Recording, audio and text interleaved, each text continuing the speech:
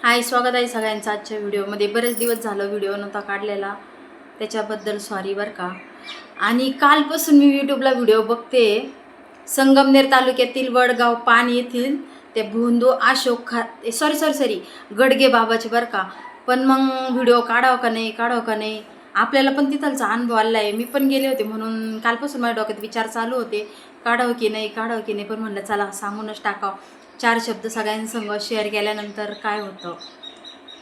नाशिकच्या अशोक खरात प्रकरणानंतर बरेचसे असे 4-5 बाबा लोकांना पोलिसांनी ताब्यात घेतलं आणि सरकारने त्यांच्यावर कारवाई केली. हे इतकं भारी काम झालं ना.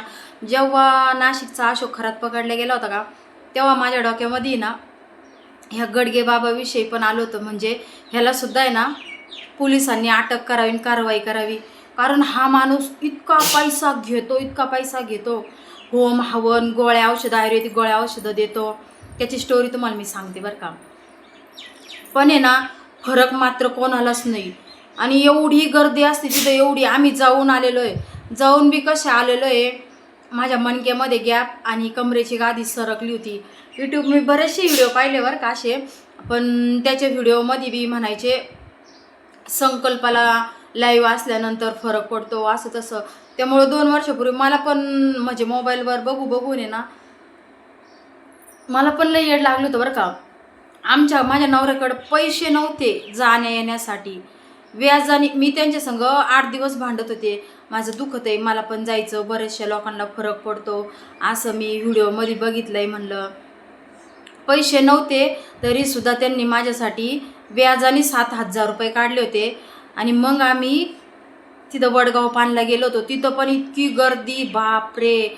तिथं अशी सिस्टीम आहे, प्रत्येक गोष्टीची पावती फाडावं लागती. लवकर जर नंबर घ्यायचा म्हणलं ना 2100 रुपयाची पावती फाडावं लागती. नाहीतर 2-2, 3-3 दिवस आहे ना नंबराला थांबावं लागतं बरं का. आणि हवन करायचं म्हणलं का ते वेगळे पैसे, पावतीचे वेगळे पैसे, गोळ्या औषधाचे वेगळे पैसे. बरं एवढा पैसा आपल्यासारखे गरिबांनी घालून सुद्धा फरक नाही जर पडला ना, इतका मनाला तळतळ वाटते ना. अशा सगळं गरीब जनतेच्या तळतळाटामुळं हा गडगे बाबासुद्धा जेलची हवा खायला गेला. मला लय भारी वाटते, कारण माझे सुद्धा पैसे गेले, वेळ गेला. आणि असंच त्यांच्या राहुरीच्या मित्राचं आहे ना त्यांचा राहुरीचा मित्र होता बरं का. तो आमच्या आधी जाऊन आला होता. त्यांनी मला सांगितलं होतं वहिनी जाऊ नका, असं आहे तसं आहे. पण मग कसं माणूस दुखण्याने येडं झालं ना, कोणावर पण विश्वास ठेवतो आणि कोणावर पण भरोसा ठेवतं, त्यामुळं जाऊन येतं. त्यांचा तो राहुरीचा मित्र बिचारा, त्याच्या कमरेची गादी सरकली होती, त्याला नीट चालता सुद्धा येत नव्हतं. त्याची बायको दुसऱ्याच्या इथं धुणं भांडी करायची आणि तो आपलं थोडं चालत हॉटेलमध्ये 400 रुपये रोजाने कामाला होता. त्याला तर ह्या गडगे महाराजांनी गोळ्या औषधं धरून ते हवन बिवन सगळा खर्च धरून 25,000 रुपयाला गंडा घातला होता असं. मग एवढ्या जर कष्टाचा पैसा, गोर गरीब जनतेचा पैसा खाल्ल्यानंतर तो कस काय पचनी पडन गडगे बाबाला. गडगे बाबाचे मडके कधी ना कधी तरी फुटायचेच होते आणि ते फुटले. त्याच्यामुळं त्याला अटक झाली. ह्या गोष्टीचा भरपूर लोकांना आनंद झाला असन. त्याच्या वतीचे माणसं हे असतील. मी त्याच्या व्हिडिओखाली कमेंट केली होती, एकदम भारी काम झालं म्हणलं, पोलिसांनी अटक केली म्हणून. मला रिप्लाय आला होता की असं दुसऱ्याला बोलू नये, असं काही लोकांना वाटतं. मग लोकांच्या गरिबीचा फायदा घेऊन, दुखण्याने माणूस येडं झालेला असतो, अशा परिस्थितीचा फायदा घेऊन ही लोक एवढी पैशाची लूटमार करतात. मग ते कितपत योग्य असतं सांगा बरं तुम्ही. माझे पैसे गेले, परत ते यांच्या मित्राचे पैसे गेले ना, तेव्हापासून मला ह्या बाबाविषयी आहे ना लय राग होता. आणि आता त्याला अटक झाल्यामुळे, पोलिसांनी अटक केल्यामुळे ना, माझ्या आत्म्याला असं इतकं भारी वाटलं ना, लय भारी वाटलं. आणि सरकार जे करतंय ना ते योग्यच करतंय बरं का. अशा लोकांमुळे ना फसवणूक गोरगरिबांची होती तर होतीच. यांचे पैशाचे म्हणजे यांचं पैसे खायचे धंदे कधी बंद होत नाही. जोवर सरकारी पोलीस कारवाई असं करत नाही तोपर्यंत हे लोक ताळ्यावर येत नाही. आपल्यासारख्या गोरगरिबाकडून पैसे लुबाडून जर तिथं गेलं ना म्हणायला आम्हाला गुन्हा नाही आला, हे नाही आला, ते वरून आपल्यावरच हे करतील. असे लोक हे झालेत बरं का. खरंच मी म्हणते ते गडगे बाबा किंवा खरात हे दोघंच नाही आपल्या महाराष्ट्रामध्ये. म्हणजे असे लुबाडणारे, असं एखाद्याच्या दुखण्याचा परिस्थितीचा फायदा घेणारे महाराष्ट्रामध्ये असे भरपूर बुवा लोक येतं. तेवढ्या सगळ्यांवर कारवाई करावं सरकारने असं मला वाटतं. कारण एवढे 2 गेले आतमध्ये म्हणल्यानंतर बाकीचे काय लुबाडणारच नाही, लोकांना असातला भाग नाही.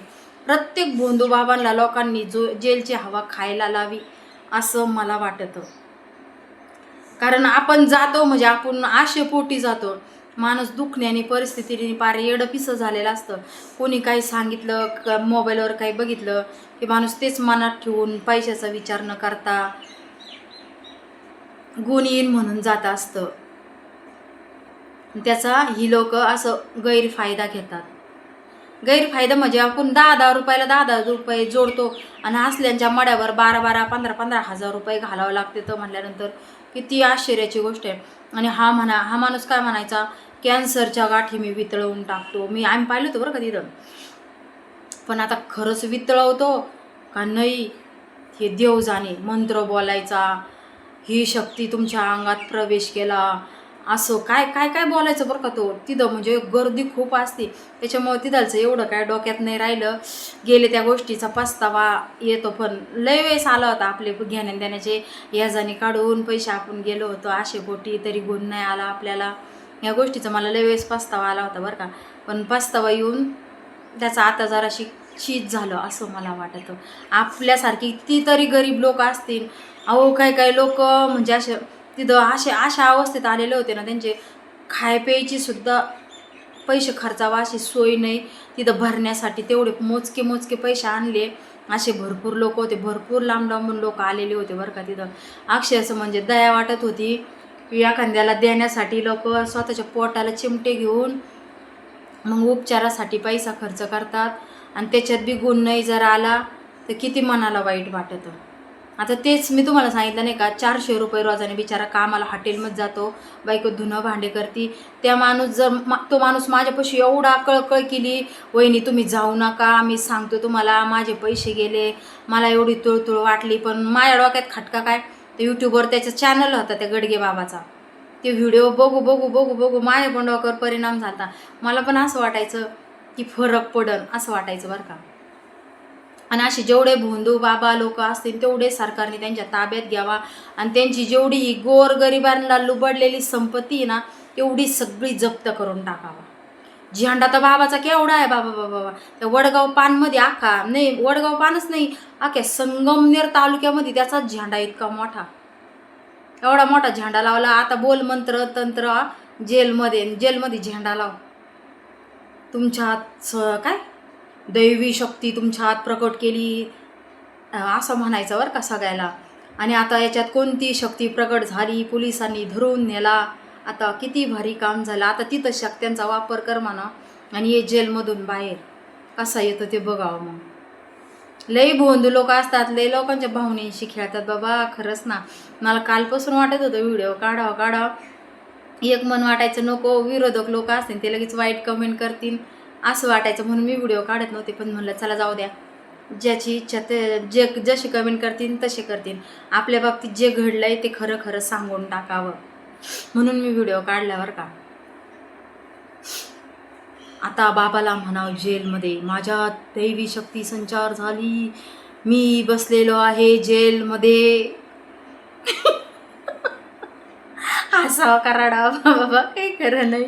वाईट कमेंट कोणी करू नका. असल्यांबद्दल जर सहानुभूती दाखवली ना, मी रिप्लाय सुद्धा वाईटच देईन त्या कमेंटवाल्यांचा. बरं चला बाय.